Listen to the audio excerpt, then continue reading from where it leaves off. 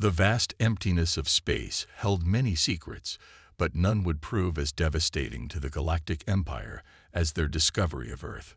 On a routine survey mission, Imperial scout vessel Starseeker detected unusual radio signals coming from a blue planet in an unremarkable solar system.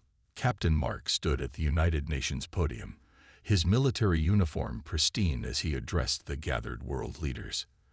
The massive screens behind him showed real-time footage of the alien ships in orbit. Ladies and gentlemen, after decades of searching, we are not alone. His words carried weight that would soon turn prophetic. The Imperial ships were beautiful in a terrifying way. Their sleek designs defied Earth's understanding of physics, massive vessels that moved with impossible grace. The Empire's ambassador, Lord High Commander Wilson, arrived with all the pomp and ceremony expected of a civilization that ruled thousands of worlds. In the grand meeting hall, Wilson looked down at the assembled human leaders with barely concealed disdain. His translated words echoed through the chamber. Your species has barely touched the stars. You have one small base on your moon, a few orbital stations, and primitive rockets.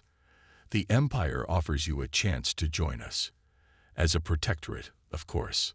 The terms were simple. Earth would surrender 60% of its resources, accept imperial rule, and provide workers for the Empire's various projects. In return, they would receive protection and limited access to some imperial technology. General Jack, the highest-ranking military officer present, stepped forward. His weathered face showed none of the anger he felt. With all due respect, Ambassador, we must decline. Earth is our home, and we will not surrender it or our resources. Wilson's translator conveyed his laughing response. You misunderstand. This is not a negotiation. We are informing you of your future. Resistance would be. He paused for effect. Unfortunate. Then let us inform you of something. President Tom spoke, his voice steady. Humanity has spent its entire history preparing for war. We've developed technologies you can't imagine, weapons you won't see coming. If you force this conflict, we cannot guarantee your empire's survival. The Imperial delegation erupted in laughter. Wilson wiped tears from his eyes as he responded, charming. Your species still uses combustion engines and nuclear fission. What could you possibly do against a civilization that has mastered faster-than-light travel? The meeting ended with an ultimatum. Earth had 7 days to submit or face conquest. As the Imperial delegation departed, General Jack turned to President Tom. Should we show them? Not yet. Let them make the first move. They won't believe what we've hidden until it's too late. In orbit, the Imperial fleet grew daily. 20 ships became 50. Then 100. Their sensors scanned Earth continuously, mapping resources and population centers. They saw the primitive satellites, the space stations, the lunar base. What they didn't see was what lurked beneath. On the 7th day, Wilson's message was brief. Your time is up. Submit or face extinction. Earth's response came from every radio frequency simultaneously, broadcast in perfect Imperial Standard language. We warned you to run. The Imperial fleet began their approach, weapons charging. Their sensors detected no significant defenses, no shield technology, nothing that could threaten their advanced ships. Wilson watched from his command ship, already bored with what he considered a simple subjugation mission. Then Earth's ocean began to move. From beneath the waves, massive structures rose. Hidden lunar installations emerged from under regolith. Orbital platforms shimmered into existence as cloaking fields dropped. Wilson's confident smile faded as his tactical officer screamed, "My lord." Energy readings off the scale. They're everywhere. The last thing Wilson saw before the first wave of human defenses activated was a simple text message on his screen. We tried to warn you. Remember that. In the hidden command center beneath Mount Everest, General Jack watched the screens as humanity revealed its true technological capacity. Send word to all commands, he ordered. Operation Terran Shield is now active. May God have mercy on their souls. Because we won't. The war for Earth had begun, and the Galactic Empire was about to learn why humans had always been so fascinated with science fiction. They weren't writing stories.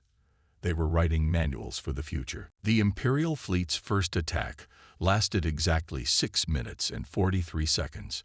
No one in the Empire's 1,000-year history had ever seen such a devastating counterattack. Admiral Robert watched from the Lunar Command Center as Earth's defense systems tore through the Imperial ships like paper. "Report," he commanded, his voice steady despite the chaos unfolding on the tactical displays. "Sir, enemy shields are completely ineffective against our kinetic accelerators," the weapons officer reported. They never expected simple tungsten rods moving at relativistic speeds. Their energy shields are designed to stop plasma and laser weapons, not physical projectiles. The Imperial fleet scattered in disarray. Their mighty shields, impenetrable to energy weapons, did nothing against humanity's primitive weapons. Tungsten rods fired from hidden mass drivers punched clean through their most advanced battleships. The Empire had forgotten the simple power of kinetic energy. From his flagship, now trailing plasma and atmosphere, Wilson screamed orders to his fleet. "Impossible. They're savages. How are they doing this?"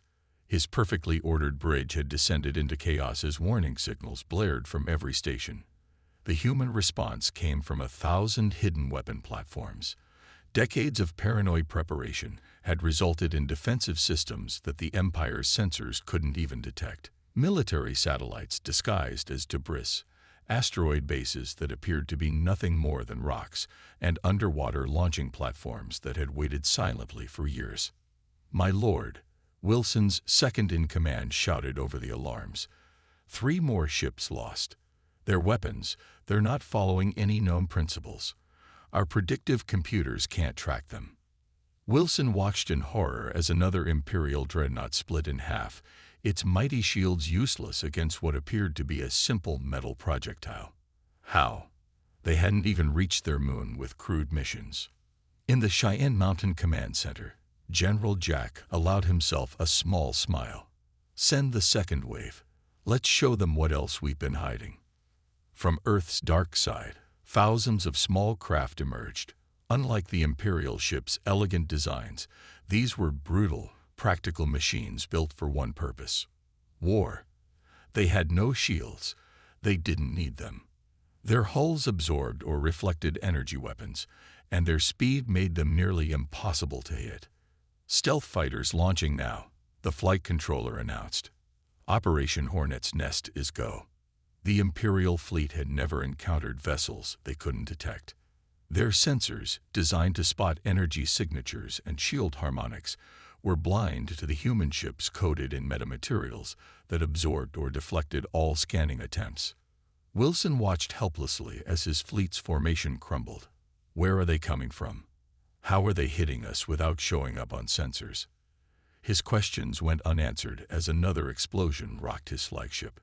The human fighters struck from seemingly impossible angles, their weapons ignoring the most advanced defensive systems in the galaxy. Centuries of Empire tactical doctrine proved useless against an enemy that didn't fight according to any known rules of space combat.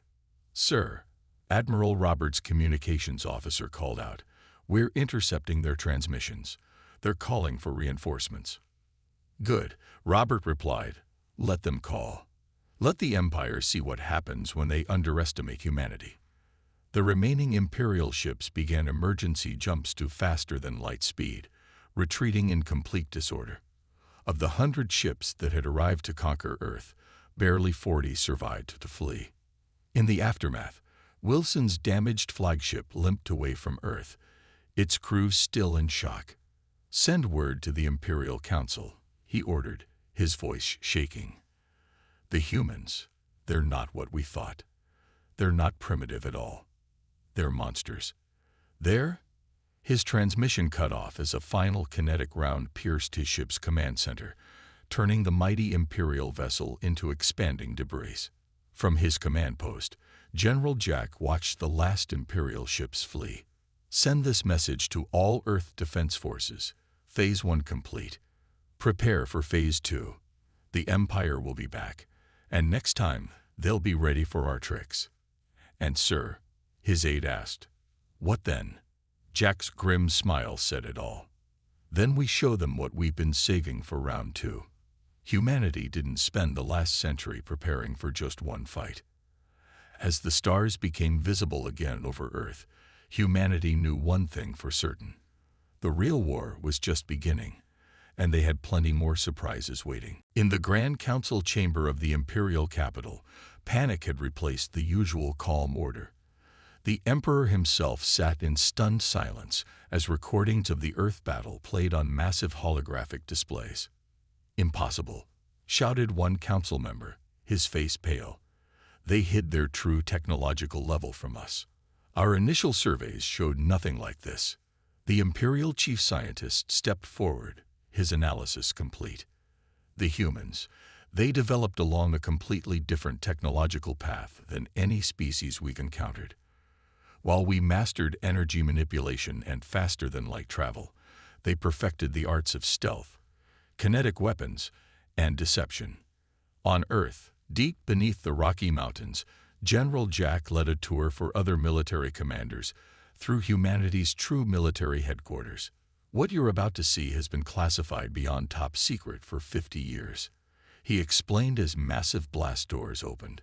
The facility stretched for miles underground, filled with technology that would have seemed like magic to the public. After the Roswell incident in 1947, Jack continued, "We didn't just study the crashed alien ship. We realized we weren't alone, and we prepared accordingly." In one vast chamber, scientists worked on what appeared to be a small marble. "Quantum-entangled weapons," the lead researcher explained. "One particle here, its pair in the projectile. No way to shield against it. It simply ignores the space between here and target." The Imperial spy drones, cloaked and supposedly undetectable, recorded everything they could.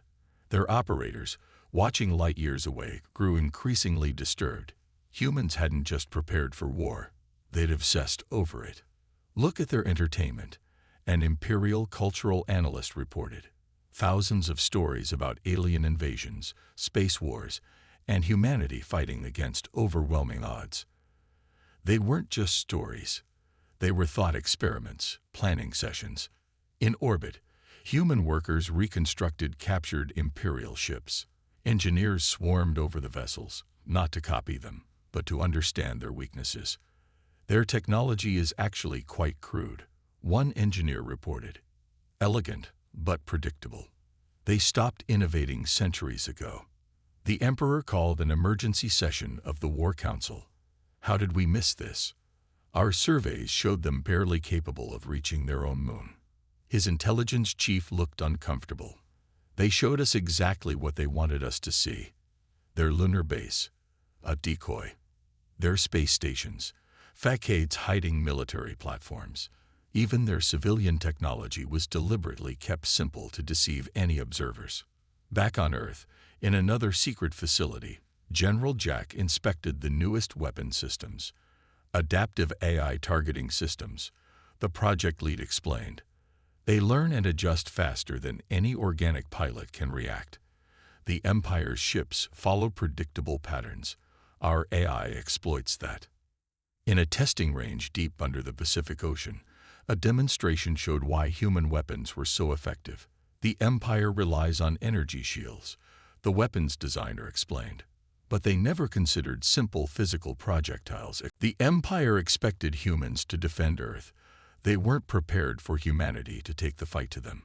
Another supply convoy lost in the Centauri sector, the Imperial logistics officer reported, his voice trembling. "No warning, no distress signal, just gone."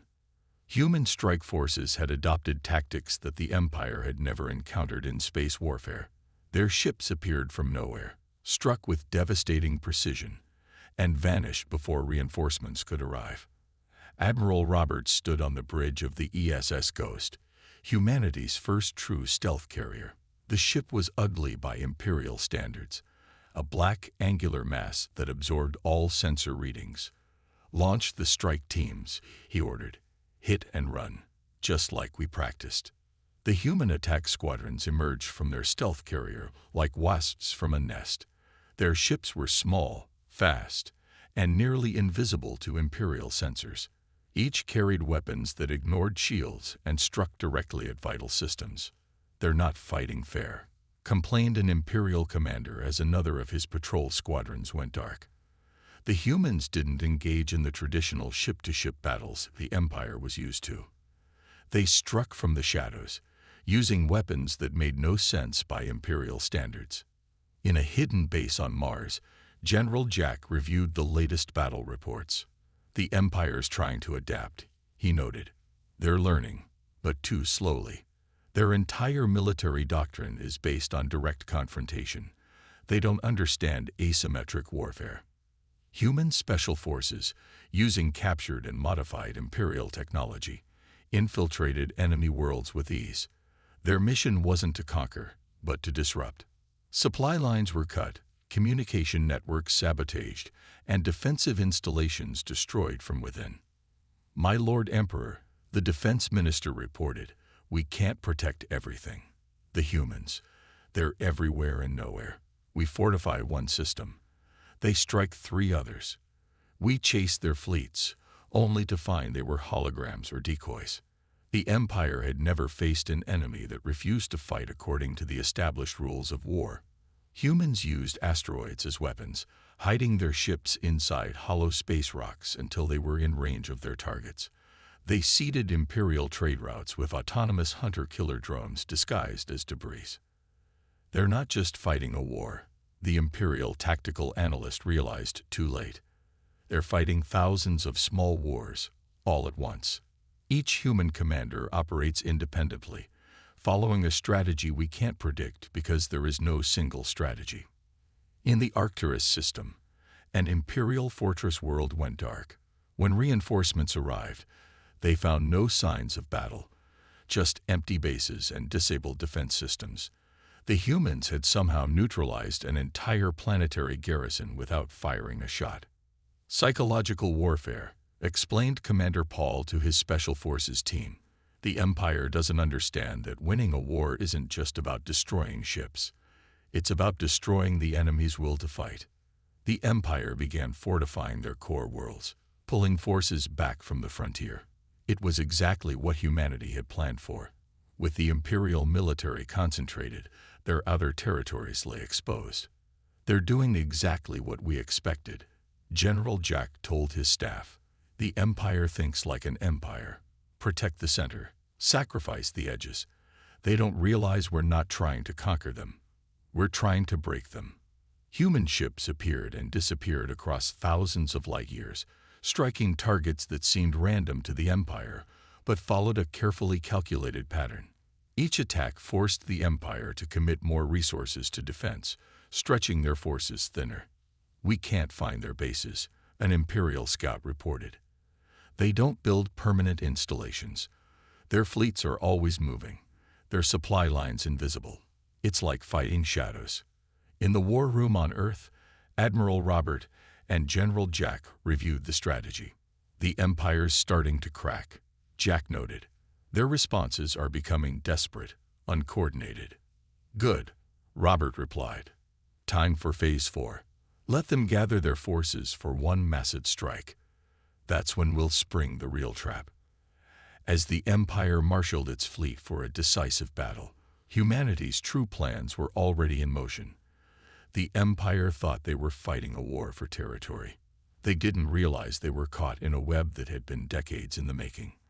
The real question wasn't whether humanity would win, but how much of the Empire would be left when they did. The largest fleet in Imperial history gathered at the staging point near Arcturus. 10,000 ships, the combined might of a civilization that ruled a quarter of the galaxy, prepared for what they believed would be the final battle. "This ends today," the Emperor announced to his assembled commanders. "We will crush these humans with overwhelming force. No more games, no more guerrilla tactics. Pure, unstoppable power." On Earth, General Jack watched the Imperial fleet's movements through quantum-entangled sensors. "Right on schedule," he muttered. "They never could resist a good old-fashioned decisive battle." The Empire's plan was simple: concentrate their forces, overwhelm Earth's defenses through sheer numbers, and end the war in one massive strike. They thought they had learned from their previous encounters. Their ships now carried countermeasures against kinetic weapons. Their sensors were upgraded to detect human stealth technology. "All ships report ready," the Imperial Fleet Commander announced. "Full combat power. No ship to hold back. We end this today." Admiral Roberts stood on his flagship's bridge, a small smile playing on his lips. "Send the signal." Operation Checkmate is go. The Imperial fleet began its advance, moving in perfect formation. Suddenly, their sensors detected human ships appearing all around them. The Empire's commanders felt a surge of triumph. Finally, a chance at a proper battle. "Enemy fleet strength. Calculating," an Imperial sensor officer reported. Then his voice cracked. "Sir, they're not ships. I don't know what they are." What the Empire saw as ships were actually quantum fields, points in space where humanity had spent months positioning entangled particles. Each ship was really a focal point for what came next. "Execute primary sequence," General Jack ordered. The quantum fields activated. Space itself seemed to twist. Imperial ships found themselves firing at targets that existed in multiple places simultaneously, their weapons passing harmlessly through quantum ghosts, while real attacks came from impossible angles. "What is this sorcery?" screamed an Imperial commander as his dreadnought systems failed. The humans weren't just using quantum entanglement for communication. They had weaponized it. "Their shields are useless against quantum-phased weapons," a human weapons officer reported.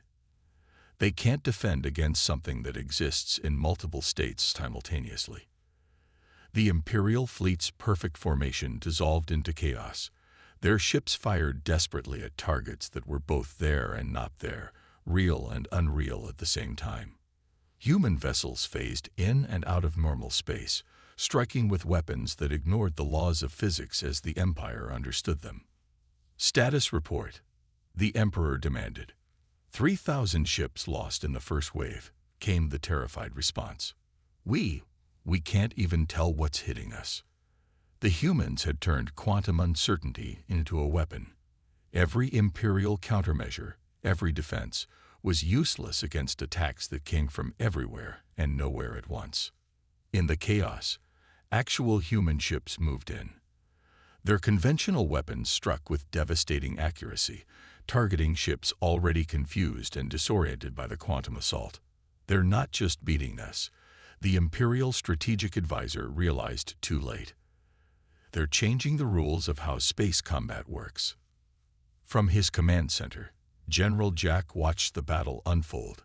"Humanity spent centuries wondering how we'd fight aliens," he explained to his staff. "We didn't just prepare weapons, we reimagined warfare itself." The Emperor watched in horror as his mighty fleet was torn apart. Ships vanished into quantum fields, emerging as twisted wreckage. Others found their advanced technology simply shutting down, affected by quantum states they couldn't detect or understand. "Full retreat," the order finally came. But retreat proved as deadly as advance. The quantum fields had turned the battlefield into a maze where normal space travel became impossible to predict. When the battle ended, the Empire had lost more than ships. They had lost their belief in their own superiority.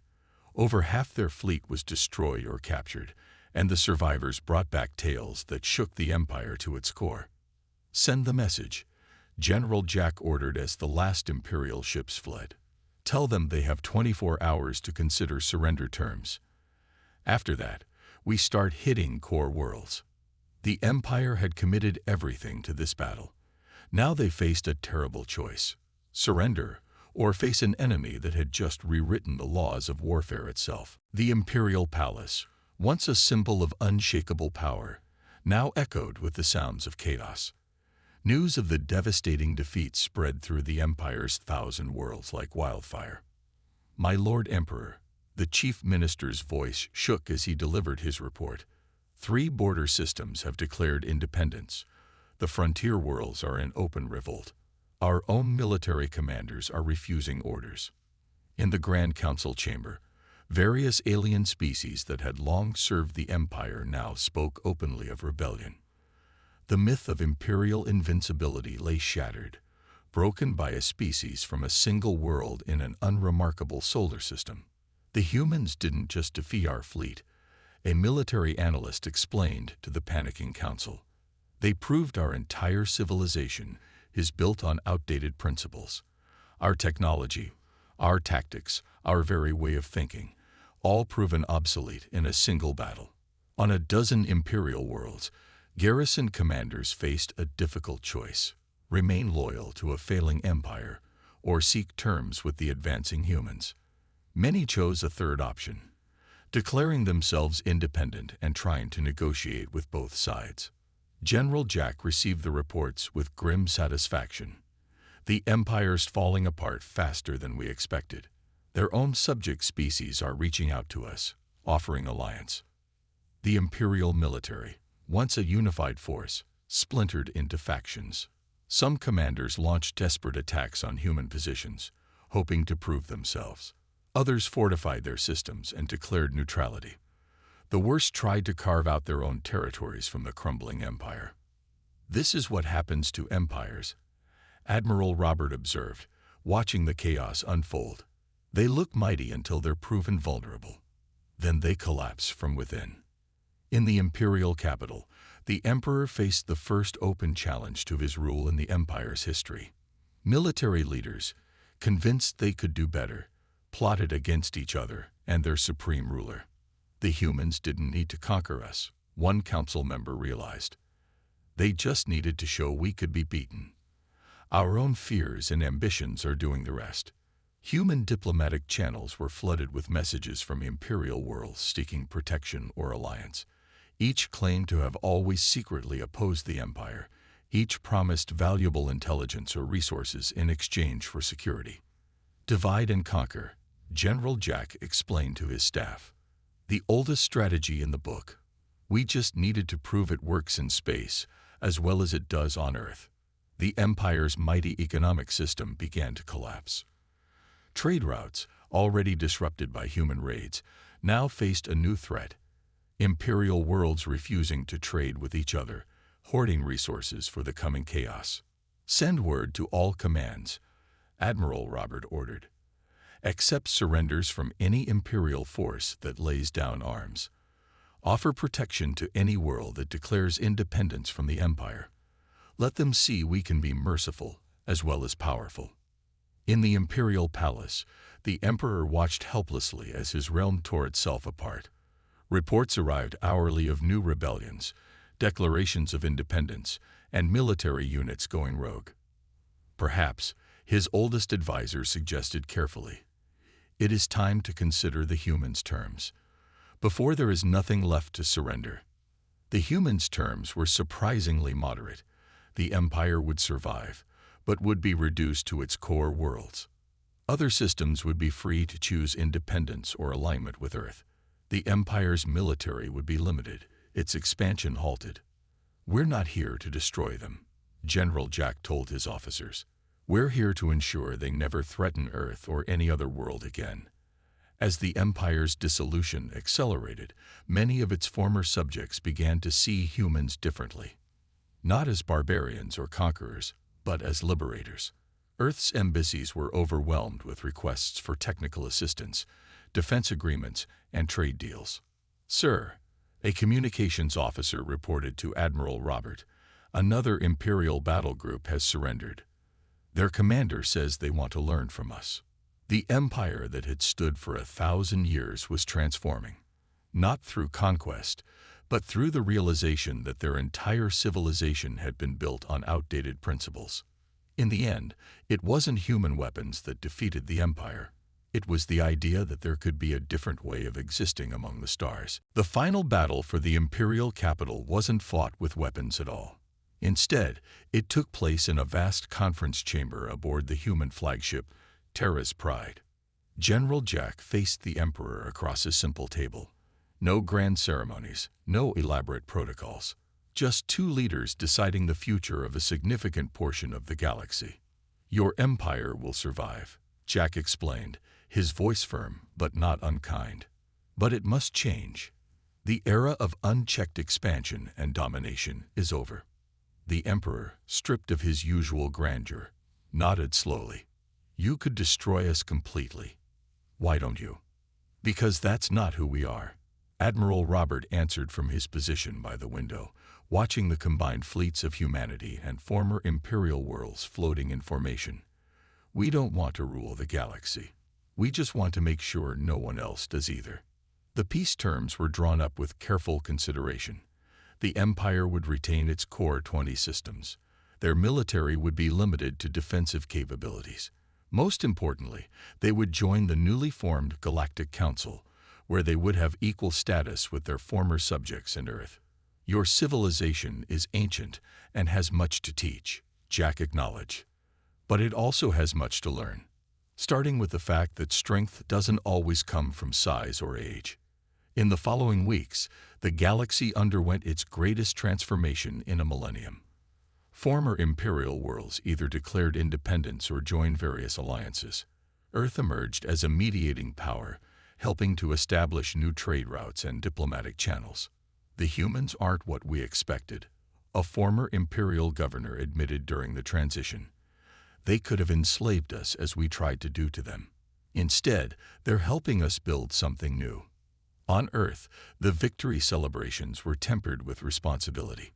Humanity had proven itself the most formidable military power in known space, but now faced the challenge of being a stabilizing force. "We didn't just win a war," General Jack told the United Nations Assembly. "We inherited the responsibility to ensure this never happens again." The Empire's vast libraries and technological archives were open to all species. Centuries of accumulated knowledge, previously restricted to the Imperial elite, now became available to everyone. In return, humanity shared its unique approaches to science and warfare. They thought different paths of development meant we were primitive, Admiral Robert observed as he watched human engineers teaching Imperial scientists about quantum mechanics. Now they're learning that different doesn't mean inferior. The Emperor, in his final public address before accepting the new constitutional limits on his power, admitted something remarkable. "We thought we were teaching the galaxy's civilization. Instead, we needed to learn what civilization truly means." Human diplomatic missions spread throughout former Imperial space, not as conquerors but as advisors and allies. They brought with them not just advanced technology, but new ways of thinking about power, governance, and cooperation. "The real victory," Jack told his staff during the final debriefing, "isn't that we beat them. It's that we showed the galaxy there's a better way than empire." The former imperial capital transformed from a seat of absolute power to a center of learning and commerce. Species that had once bowed before the emperor now walked its streets as equals, trading ideas as freely as goods. "We warned them to run," Admiral Robert mused, watching the sun set on the former imperial throne world. "But in the end, we taught them to walk beside us instead." A year after the war's end, the first Galactic Council convened. Representatives from Earth sat alongside former imperial worlds and newly independent systems. The Emperor himself attended not as a ruler, but as one voice among many. General Jack's final report to Earth's leaders was simple. "We came into this war fighting for our survival. We ended it by changing the course of galactic history, not through conquest, but by showing strength can come from wisdom as well as weapons." As ships from 100 worlds moved freely through space that had once been imperial territory, one thing became clear. Humanity hadn't just won a war. They had started a revolution in how civilizations could interact among the stars. The galaxy would never be the same. And that was exactly what humanity had been fighting for all along.